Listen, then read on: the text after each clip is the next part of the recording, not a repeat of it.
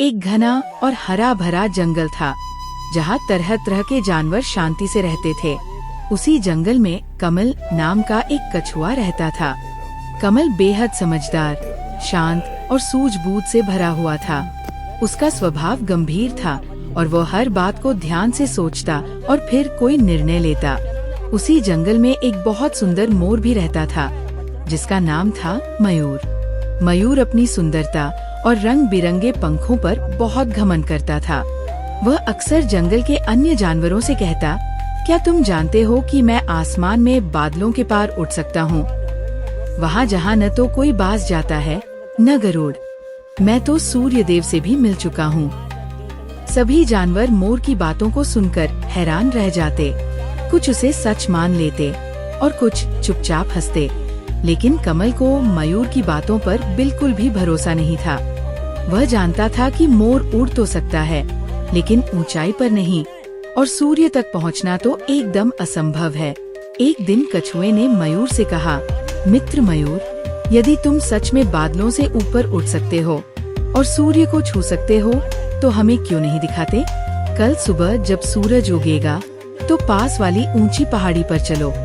वहाँ से उड़कर तुम सूर्य तक पहुँच सकते हो और सब जानवर तुम्हारी क्षमता के साक्षी बनेंगे। मयूर इस चुनौती को टाल नहीं सका। उसका घमंड आड़े आ गया। उसने जोर से कहा, ठीक है, कल सुबह सूर्यदेव को छूकर दिखाऊंगा और तुम सब देखना मैं कितना महान हूँ। अगले दिन भोर होते ही जंगल के सारे जानवर उस ऊंची पहाड़ी के पास एकत्र हो गए। कछुआ धीरे धीरे वहाँ पहुँचा, लेकिन समय से पहुँचा। मयूर ने पंख फैलाए, नृत्य किया और फिर पहाड़ी के शिखर से उड़ने की कोशिश की। वह हवा में उड़ा जरूर, लेकिन कुछ ही मीटर ऊपर जाकर थक गया और नीचे गिर पड़ा।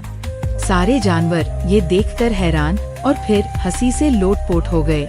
मयूर की शर्म से नजरें झुक गईं। कमल धीरे धीरे उसके पास गया और मुस्कुराते हुए बोला, मित्र, सुंदरता और रंगीन पंख अच्छे हो सकते हैं, लेकिन उनसे उड़ान नहीं बढ़ती।